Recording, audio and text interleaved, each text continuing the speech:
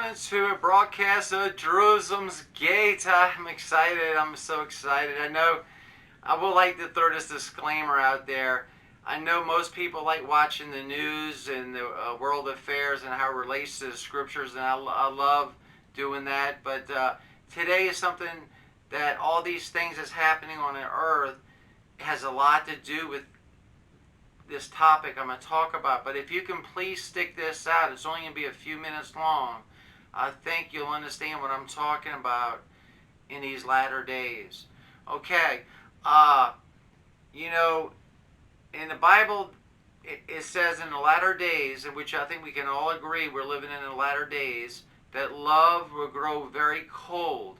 A lot of people will not love. And you see it with all the broadcasts I'm doing and other on the news and stuff like that. You see the signs that Jesus told us to be on the lookout for: wars and rumors of wars, distress the nations with perplexity, the sea and waves roaring, great signs from heaven. I mean the list goes on and on. And these signs, and I stated this many, many years ago, are going to keep increasing in severity and frequency as we get closer to the return of Christ, the rapture, as a woman in travail about to give birth. The pains get more frequent and more severe as the birth comes closer. And that's exactly what's happening. And the birth in this, the birth being a metaphor of the rapture, or vice versa. But I will tell you this, ladies and gentlemen. There was a scripture that helped me get through a lot of things. And it's perhaps the greatest chapter on love that's ever written. And it couldn't have been written by a person that's gone through so much injustices since he gave his life to Christ. And that's the Apostle Paul. And I'll try to memorize the chapter.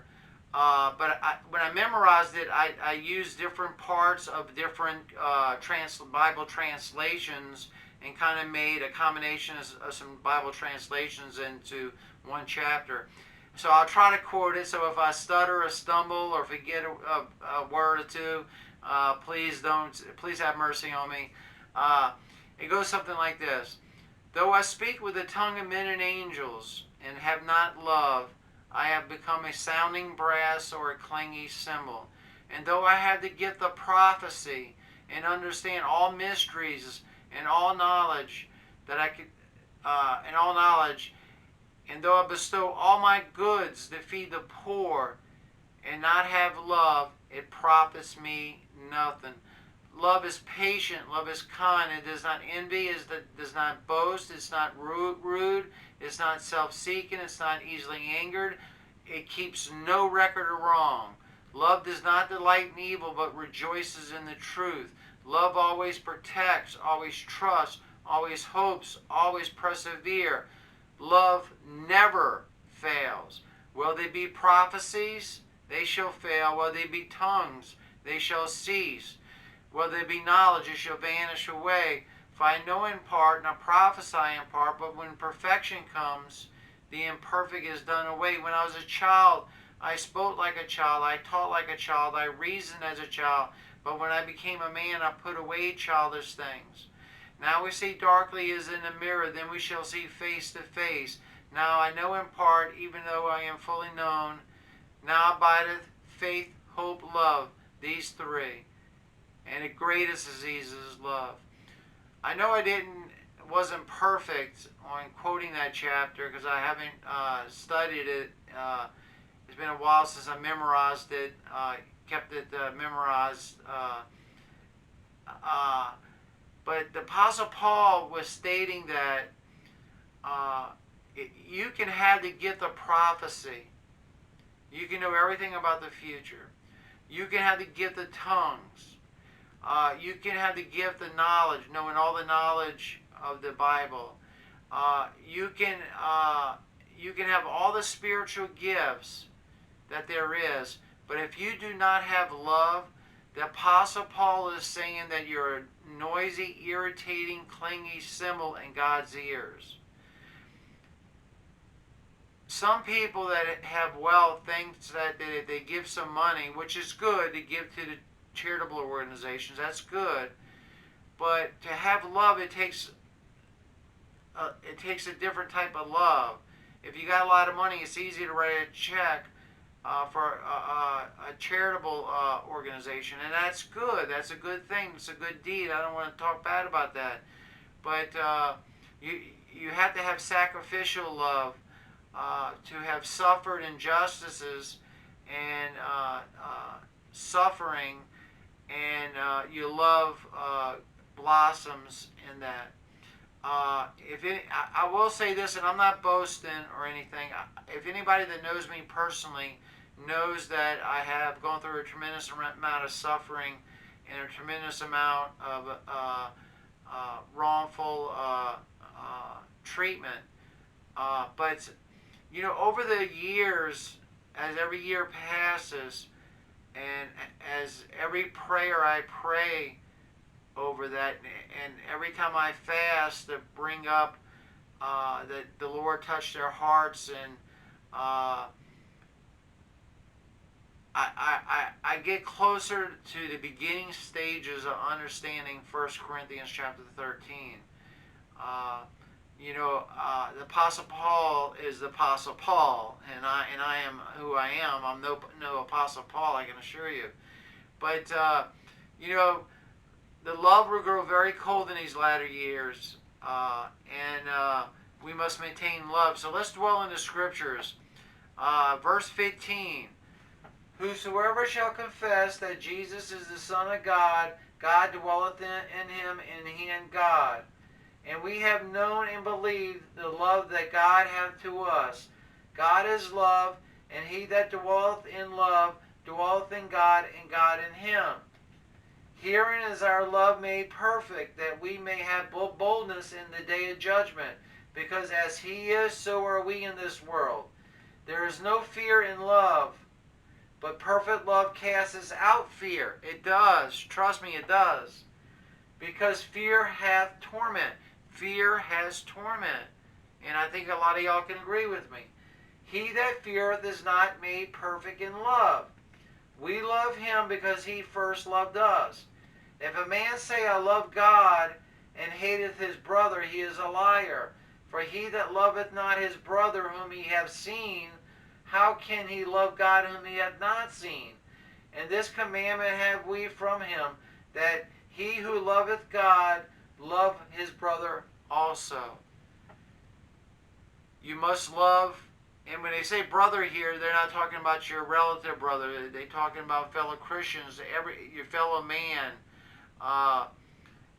and to all, basically. Okay, this is 1 Corinthians 16:14, and hang in there. I'm telling you, get a lot out of this and have a better understanding of what God is trying to tell the world through these signs and wonders. Let all your things be done with charity. That's with love. Everything you do, do in the name of love. Okay, let's go here. 1 John 4:8. He that loveth not knoweth not God, for God is love. If you do not have love in your heart, you are not of God. I hate to sound so blunt, but if you do not have love in your heart, I'm telling you, sacrificial love. Okay, I'm being wrongfully attacked. My body is aching in so much pain. Okay, what does God say to do? God says to love those people that done terrible things to you. God says to pray for those people fervently. God would want you to even deny your own food and go through hunger pains to fast, to cry out to God for that person to be saved. And that person or persons will come to know the love of God. The natural world hears that and they think it's absolutely crazy. They think it's absolutely absurd to do something like that. But the Bible's full of examples. See, us Christians are going this way, and the natural world is going this way. Okay, case in point. The world didn't really treat Jesus that well, did it? No, the world didn't treat Jesus that well. The world did not treat his disciples that well. All of them were hunted down, persecuted, tormented, desolate. The world didn't treat Jesus' disciples that good either.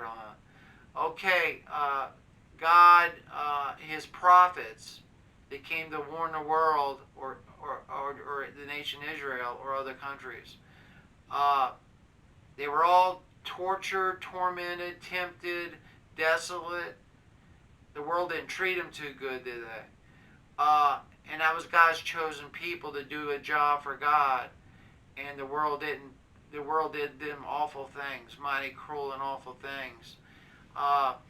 You know, if somebody asks you to go a mile, you go 2 miles with them. The best thing you can do for anybody is pray. Pray for that person and to fast for that person. I know some people are not called to fast. Some people can't because of medical reasons fast. And that's understandable. God understands that. But some people are called to fast on a regular basis. And the people that are called to fast on a regular basis knows what I mean when I say pray and fast and love your fast for your enemies and love them and pray for them. You know, we're in a world where even this group of politicians hate this group of politicians. This group of politicians hate this group of politicians. This group of people hates this group of people. This group of people hates this group of people. People that go to this church dislikes the ones that go to a different denominational church. It's absolutely a sign of the time that love has grown very, very cold. So remember, love one another, people. Love one another with fervent love. Care for their eternal souls, and your reward will be great in heaven. Trust me on that. With that said, I'm glad for those that stuck it out to the end. I hope this helps some people to understand what we must have in the midst of everything, the world and the sons from heaven and all this spiritual warfare taking place.